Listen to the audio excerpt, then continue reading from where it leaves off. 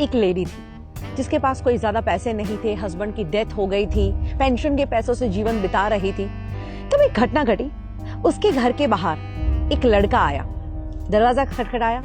वो देखती है, वो 14-15 साल का एक लड़का जो सेल्समैन था और अपनी प्रोडक्ट्स बेचने के लिए आया था। ये लेडी के पास उतने पैसे नहीं थे, तो उसने कह दिया कि देख बेटा, मेरे पास इतने पैसे नहीं है, मैं तुझे गलत उम्मीद नहीं दूंगी, मैं तेरी चीज वस्तुएं खरीद नहीं पाऊंगी, पर 2 मिनट तो मेरे घर में आ।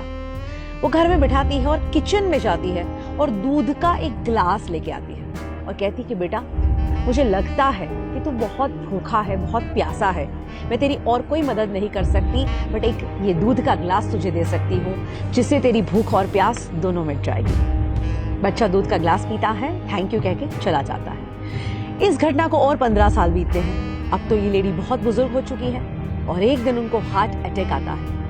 आस पड़ोस वाले उनको हॉस्पिटल में भर्ती करते हैं और जब उनके ऊपर सर्जरी होती है, बाद में वो ठीक होकर अपनी आंखें खोलती है, तब उनको पता चलता है कि उनके ऊपर तो ऑलरेडी एक बहुत बड़ी सर्जरी हो चुकी है और जिसका लाखों का बिल बन चुका है। इस लेडी के पैरों तले से जमीन निकल जाती है।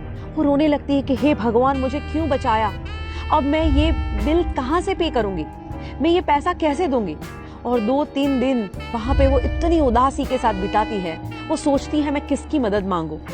आखिर में उसका डिस्चार्ज का डे आता है। अभी भी उसको कुछ नहीं सूझ रहा, बिकॉज उसके कुछ ज्यादा रिलेटिव्स नहीं थे, ऐसे कोई लोग नहीं थे जो उसकी मदद कर पाए। वो भारी भारी कदमों से चलते हुए रिसेप्शन के काउंटर पे पहुंचती है। सोचती है मैं उनसे क्या बात करूंगी।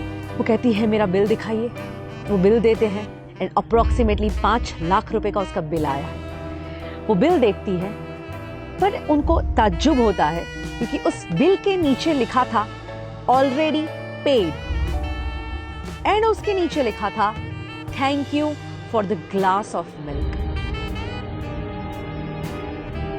यानी वो लड़का जिसको उन्होंने एक दूध का ग्लास दिया, दोस्तों आज वो बड़ा होके एक डॉक्टर बन चुका है और उसी की हॉस्पिटल में ये लेडी आती है और वो देखता है कि ओ माय गॉड, ये तो वही लेडी जब मैं कुछ नहीं था और उन्होंने मुझे दूध का ग्लास दिया था। आज ये ऋण चुकाने का मौका मिला है, क्यों ना मैं अपना ऋण चुकाऊं, क्यों ना इनका बिल मैं ही भर दूं। इसीलिए तो कहते हैं कि जब आप अच्छे काम करते हैं, दुनिया गोल है, जो अच्छे काम भेजे हैं वो सब लौट के वापस आते ही हैं। बट अच्छी बात क्या है कि कुदरत इतनी मेहरबान है हम पे कि जब हम कुछ छोड़ते हैं उससे कई गुना बढ़ के ये लाइफ में वापस आती है। हम हमेशा पूरी जिंदगी लगे रहते हैं दुनिया को इम्प्रेस करने में, बट अगर सही में इम्प्रेस करना है ना तो उस ऊपर वाले को कीजिए। आपका इंटेंशन कितना भी सही क्यों ना हो, ये दुनिया सिर्फ आपका प्रेजेंटेशन देखती है एंड आपका ये प्रेजेंटेशन कितना भी अच्छा क्यों ना हो, ये ऊपर वाला तो सिर्फ आपका इंटेंशन ही देखता है। तो ये सद्भावना की शुरुआत आज से ही की जाए। मैं तो कहती हूँ दुनिया में खुशियां फैलाई जाए, क्योंकि अगर आप औरों के जीवन में खुशियां फैलाना भी शुरू करोगे तो वही खुशियां मल्टीप्लाई होकर आपके जीवन में वापस आएगी। भगवत गीता में बहुत ही सुंदर कहा गया है कि इस दुनिया में कोई भी इंसान अगर दुखी है तो तुम लंबे समय तक खुश नहीं रह सकते।